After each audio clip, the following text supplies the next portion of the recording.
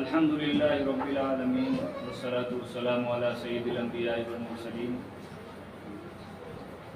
اما بعد اعوذ باللہ من الشیطان الرجیم بسم اللہ الرحمن الرحیم یا قومی اعبدوا اللہ ما لکم من الہ غیرہ صدق اللہ مولانا العظیم۔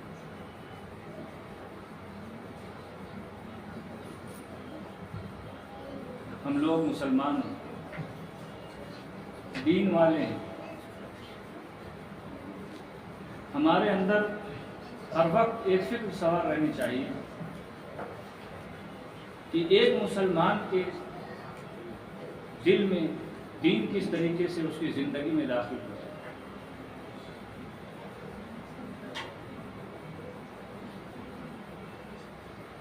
کیسے وہ اس پر عمل پیرا ہو جائے،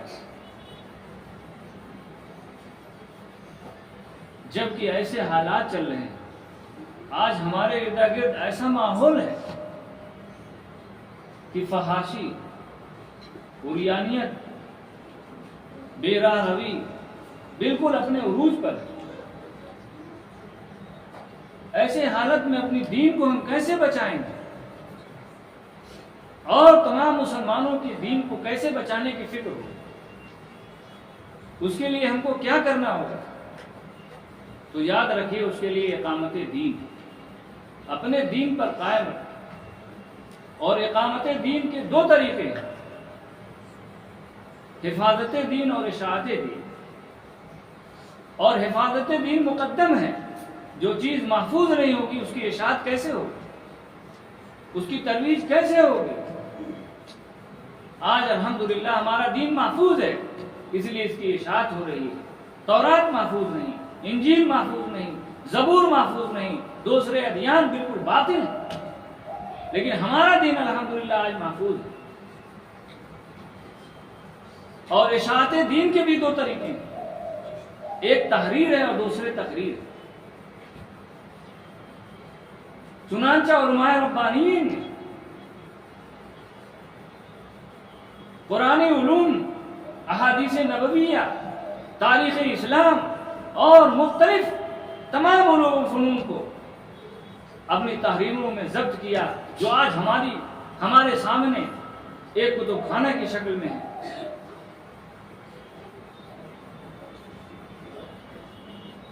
اور انہی تحریروں کی وجہ سے لاکھوں لاکھ لوگ دار اسلام میں داخل ہوئے، اور آج بھی ہو رہے ہیں، اور دنیا کی تمام زبانوں میں الحمدللہ اس کے تراجم موجود ہیں۔ اور یہی نہیں کیا، علماء کرام نے بھرپور اپنا تعارف کرایا اسلام کا، اور اسلام کی فوقیت کو دوسرے مذاہب پر ظاہر کیا۔ چنانچہ آج علماء کرام کے بیانات قلم بند ہیں، تحریروں میں اور تقریروں میں بھی آپ جیسا کہ دیکھ رہے ہیں۔ اس کی وجہ سے بھی بہت سے بدعمل لوگ باعمل ہو گئے، صحیح راستے پر ہو گئے، اور ہزاروں ہزار کی تعداد میں الحمدللہ حلقہ بگوش اسلام ہوئے اور ہو رہے ہیں۔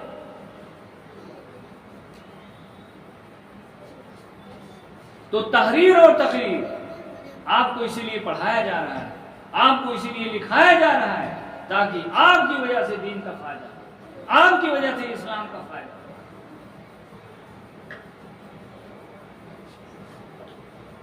اب اگر آپ نے ایسے ہی لاپرواہی کر کے چھوڑ دیا تو پھر آپ دیکھیے نقصان کس کا ہوگا۔ اسلام کا نقصان ہوگا، آپ کی ذات کا نقصان ہوگا۔ اللہ رب العزت نے سورہ اعراف میں تمام انبیاء کرام تمام انبیاء کرام علیہ السلام کا یہی مشن رہا ہے، دعوت دین، لوگوں کو دین کی دعوت دینا، لوگوں کو دین کی طرف بلانا، اشاعت دین۔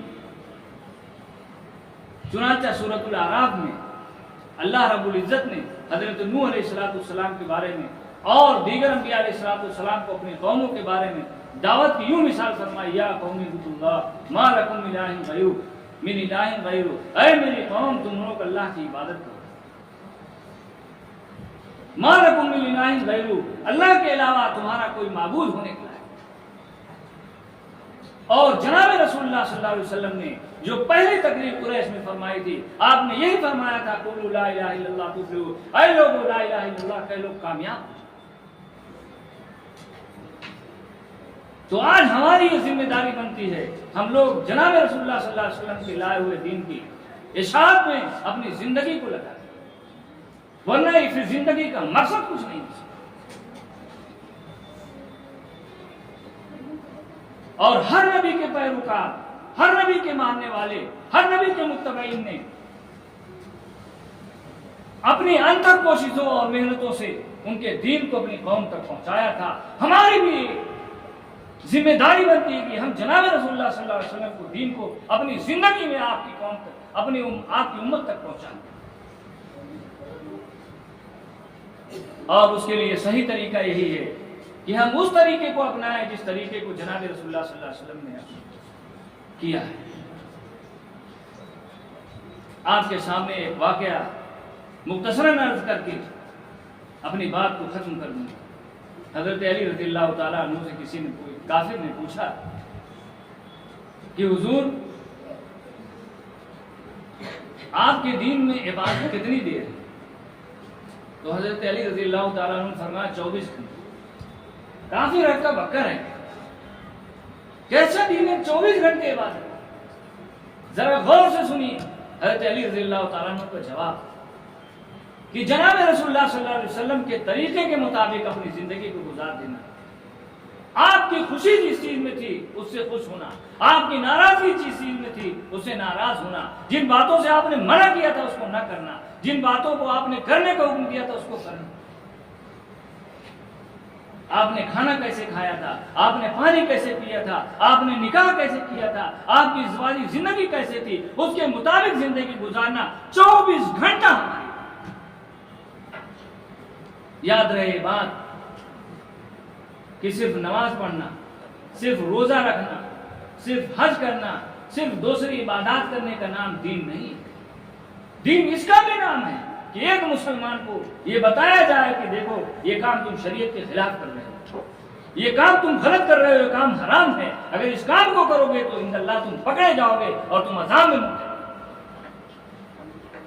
اور یہ کام کرو گے، یہ سیدھا راستہ ہے، یہ دین کا راستہ ہے، یہ کام کرو گے تو جنت میں جاؤ گے۔ یہ ہمارے اور آپ کے اوپر یہ ذمہ داری بنتی ہے کہ ہم قوم تک یہ بات کو پہنچائیں۔ بہرحال اللہ تعالیٰ ہم لوگوں کو عمل کرنے کی توفیق عطا فرمائے، اور ہم لوگوں کو جناب رسول اللہ صلی اللہ علیہ وسلم کی شریعت اور سنت کے مطابق مر مٹنے کی توفیق عطا فرمائے۔ آمین۔ الحمدللہ۔